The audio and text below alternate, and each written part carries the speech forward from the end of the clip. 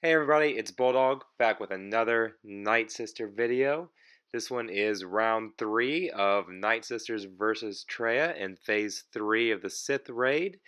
This is a look at my first attempt after the zombie nerf, and a lot of people were terrified that this was going to ruin zombie in phase 3.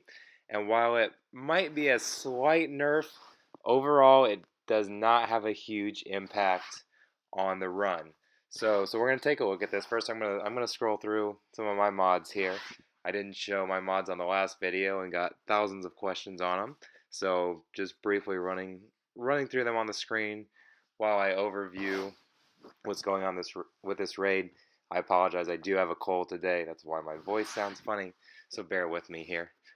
Just a quick synopsis of what changed with the latest patch. The zombie the zombies had a complete overhaul, and I don't want to go through it in depth because it's quite complicated.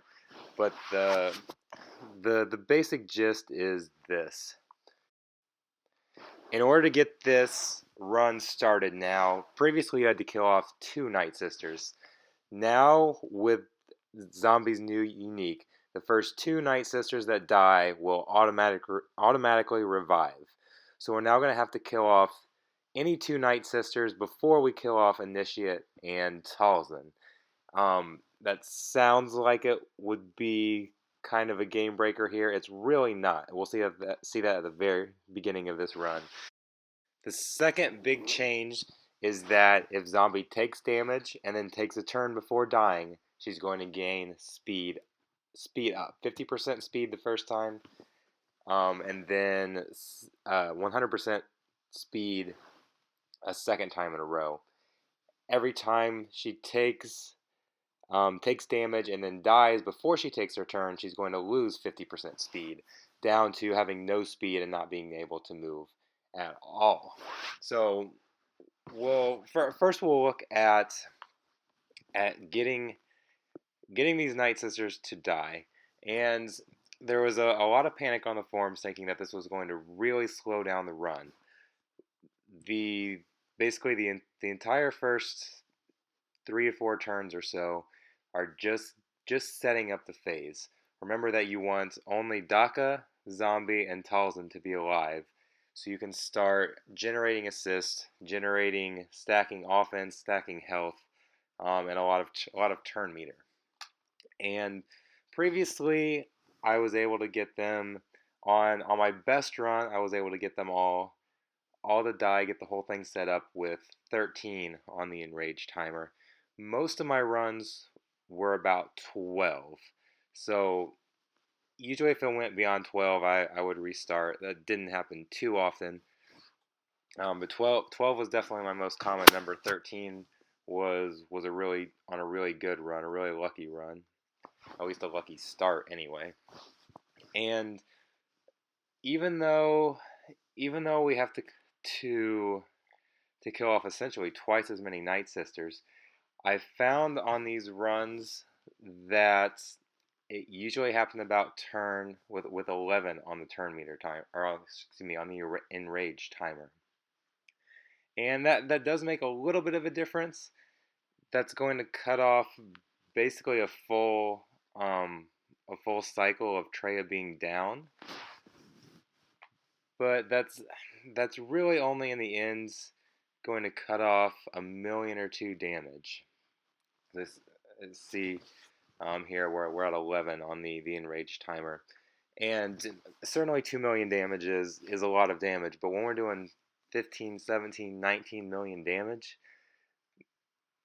this being nerfed by a couple million isn't that big of a deal. In this run, I'm going to end up doing 10.6 million, but I only got 1 turn past Enrage, which is not very far at all. I've had runs where I've gone as many as 10 turns past Enrage.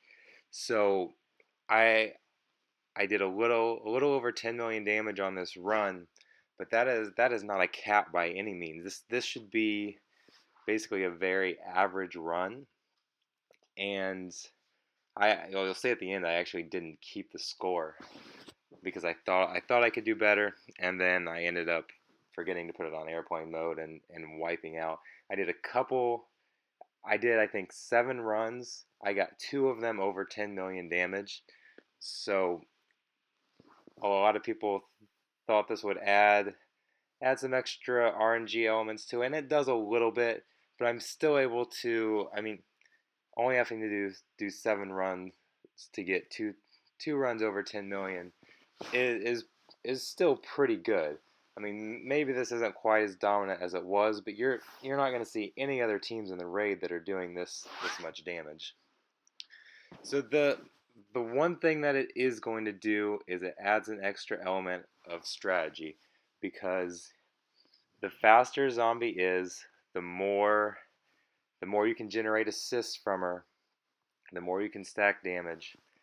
Um, so you want to keep you want her to keep that speed buff, and it does get a little tricky trying to make decisions.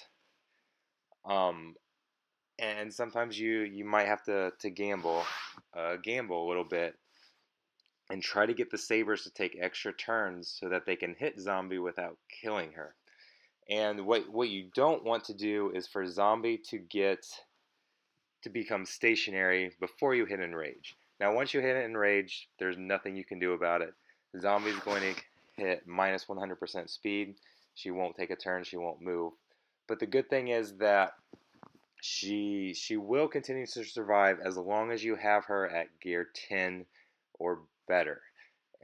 If you have her below gear 10, she will not revive, and that won't be a good thing.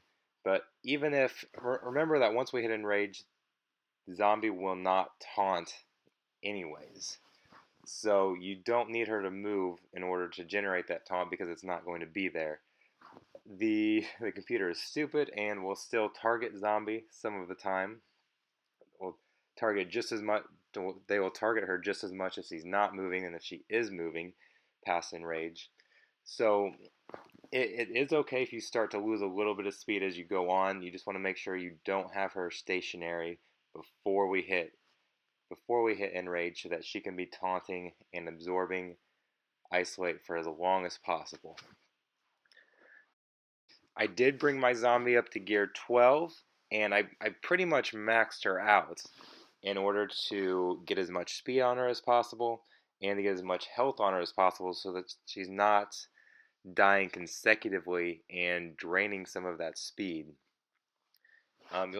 You'll see, I think coming up here shortly. Oh, yeah, right here. You're gonna see where I pause a little bit trying to make a decision. And what I was thinking about there was if I wanted to try to continue to attack Treya, because I could have gotten a few attacks in and a few assists right here before Treya takes a turn, and that would have first gotten me a few more assists in that would have stacked a little more offense for Ventress, and it also would have given those sabers a chance to attack Zombie. When Zombie gets her turn here, she's not going to gain her speed buff because she wasn't damaged since she revived. And what I really would have liked to have happened is given those 3 sabers a turn and hoped one of them hit Zombie, they wouldn't have done enough damage to kill her, and that would have given her a speed boost. The reason I didn't take that chance in that instance was because 2 of them had retribution. Excuse me. And the danger there is that they could inflict daze. If they inflict daze on Daka or Ventress, that creates a big problem and is going to really hamper the run. I decided to play it safe and not take that chance, and because I didn't take that chance, Zombie has she's at minus 50% speed here, but we were getting towards the end of the run. We're hitting enrage next, so that's not that big of a deal. Because we might be playing with more saber attacks, I think it might be even more important than before to mod Daka for tenacity, so that you don't have to worry about her being hit by those retribution sabers and being dazed. It's just that much that much less randomness we'd have to play with if we modded her for tenacity. And you'll see here in just a moment where Zombie is going to lose. Yep, Zombie is going to lose all of her speed. So at this point on, Zombie will no longer take another turn. So she basically just becomes a standing target there after Enrage. And I was able to survive the first Enrage here. Once again, I was the issue here was Daka got dazed, and that was where those tenacity mods could really help out. I was trying to decide if I wanted to let Treya take another turn here, because she wouldn't be isolating anybody, but I decided not to risk it, and I went ahead and downed Treya. This was my last one though. I with Daka and Ventress both low on health. They were wiped out at the same time here coming up, and really ended my run. So this was not a great run by any means. This video is not to showcase how awesome this run was. This video is to showcase that this strategy is still completely viable after the zombie nerf. We may have knocked a few million damage off the top, so it certainly wasn't a good update. At least doesn't appear to me to be that if you're making a fresh start in phase 3. But this is absolutely still going to be the best the best team out there for the raid. This is where you're going to do your mega damage. For the most part, nothing has changed here. This is just as good as ever. So I'll probably post another video if I can get a huge 20 million run. I think I can get one of those big runs even after the rework, and I'll post that. Didn't happen this time on my first try, but I guarantee you here in the next few weeks, as I get some more cracks at it, we're gonna have a near 20 million run. There's probably already been some people out there that have done it. It's absolutely possible. So everybody demanding their Zetas back or their gear back, or to be compensated for the nerf. It's not really called for, because this team is just as good as ever. So I appreciate everybody for watching. Be sure to subscribe if you want to get alerts for some more of these Nightsister videos after the rework. We're gonna have a lot more to come on them. I appreciate everybody for listening, and once again, have a great night.